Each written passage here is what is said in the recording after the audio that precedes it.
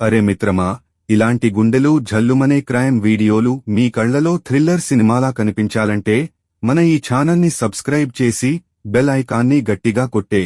అబార్షన్లలో top. తెలంగాణలో భారీగా గర్భస్రావాలు.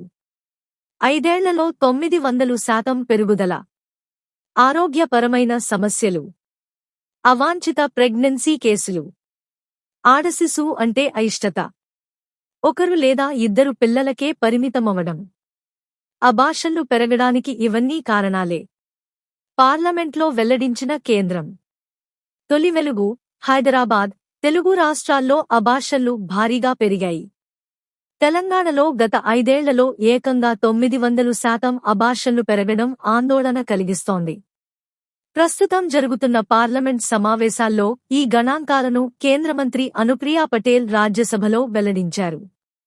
2024 నుంచి 25 వరకు ఆర్థిక సంవత్సరంలో 16,059 అబార్షన్లు నమోదయ్యాయి.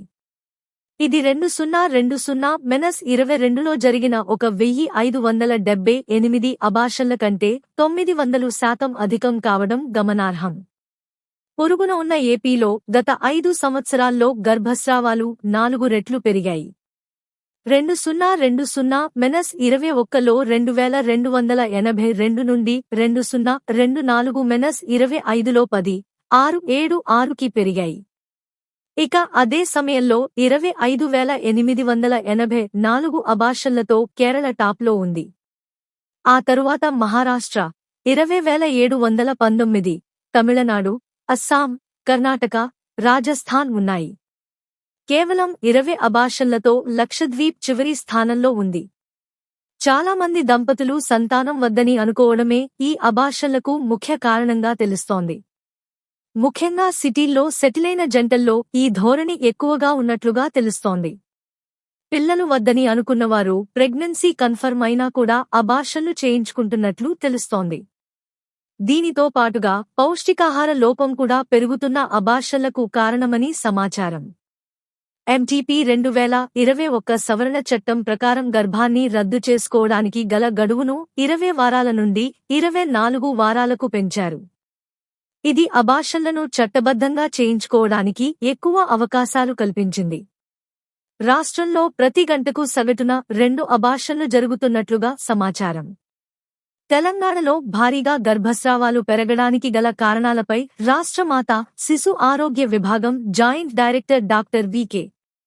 సుమిత్ర మాట్లాడుతూ చాలా అబార్షన్లు 12 వారాలు పూర్తి కాకముందే జరిగాయని, పిండం అభివృద్ధి చెందే సమయంలో జన్యుపరమైన క్రోమోజోములు, పుట్టుకతో వచ్చే అసాధారణ లక్షణాలు వంటి వైద్య సమస్యల వల్ల గర్భస్రావాలు జరుగుతాయన్నారు. కరోనా మహమ్మారి తర్వాత మహిళలు అధిక సంఖ్యలో ఉద్యోగాల్లో చేరడంతో కెరీర్ ప్లాన్ చేసుకోవడం, ఆర్థికంగా నిలదొక్కుకోవడం, ఇవ్వడం వంటి అంశాలు కారణంగా కూడా అబార్షన్ల సంఖ్య పెరుగుతోందని డాక్టర్లు చెబుతున్నారు. అబార్షన్లు పెరగడానికి ప్రధాన కారణాలివి. ఆరోగ్య సమస్యలు, జన్యుపరమైన లోపాలతో పాటు పెరుగుతున్న జీవన వ్యయాలు కూడా ప్రైవేటు ఉద్యోగులు, రైతులను గర్భవిచ్ఛేది వైపు ఉసిగొల్పుతున్నట్లు ఓ నివేదిక చెబుతోంది. గర్భవిచ్ఛేదికి సమయాన్ని గర్భధారణ తరువాత 20 వారాల నుంచి 24 వారాల వరకు పొడిగిస్తూ 2021లో medical termination of pregnancy (MTP) చట్టాన్ని సవరించడం. అవాంఛిత గర్భధారణలు కూడా అబార్షన్కు ఓ కారణమని వైద్య నిపుణులు చెబుతున్నారు. గర్భస్థ శిశువు ఆడపిల్ల అయితే అబార్షన్ చేయించుకునే పరిస్థితి ఇప్పటికీ ఉండటం. ప్రస్తుత పరిస్థితుల్లో 30 ఏళ్ల వరకు యువతీయువకులకు పెళ్లిళ్లు కావడం లేదు. గర్భం దాల్చే యువతుల వయస్సు 30 దాటినప్పుడు ఎవరీ ప్రమేయం లేకుండా గర్భవిచ్ఛేది జరిగే అవకాశాలు కూడా అధికంగా ఉంటున్నాయి. అదీగాక గర్భస్థ శిశువు ఏమాత్రం అనారోగ్యంతో ఉన్నా అబార్షన్ల వైపు మొగ్గు చూపుతున్నారు. కోవిడ్ అనంతరం ఉద్యోగ భద్రత, జీవన విధానం మార్పులతో దంపతులు ఒకరు లేదా ఇద్దరు పిల్లలను మాత్రమే కోరుకుంటుండటం కూడా అబార్షన్లు పెరగడానికి కారణమని అంటున్నారు. కుటుంబ ప్రణాళిక, మహిళల ఆరోగ్య రక్షణ, సామాజిక అవగాహన వంటి అంశాలపై మరింత దృష్టి పెట్టకపోతే భవిష్యత్తులో ఈ సమస్య మరింత తీవ్రతరమవుతుందని నిపుణులు హెచ్చరిస్తున్నారు. దేశవ్యాప్తంగా అబార్షన్లు 67% పెరిగాయి.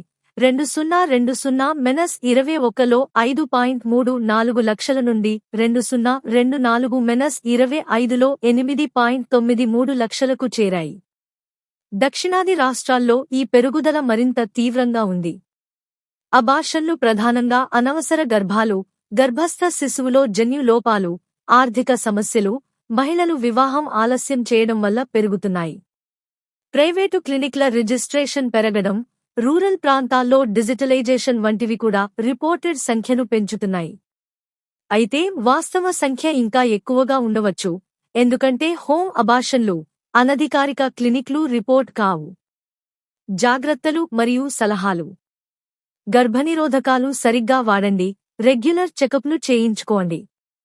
అవాంఛిత గర్భాలు రాకుండా ప్రెగ్నెన్సీ ప్లానింగ్ చేయండి. మహిళలు వైద్య సలహా తీసుకుని మాత్రమే అబార్షన్ చేయించుకోండి, అనధికారిక క్లినిక్లకు వెళ్ళకండి. ఫ్యామిలీ ప్లానింగ్ గురించి దంపతులు బహిరంగంగా చర్చించండి. ఆడపిల్లల పట్ల వివక్ష లేకుండా చూసుకోండి.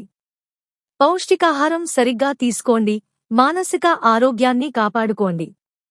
గర్భస్రావాలు చట్టబద్ధంగా, సేఫ్గా చేయించుకోండి. అవసరమైతే హెల్ప్ లైన్ 104 సంప్రదించండి.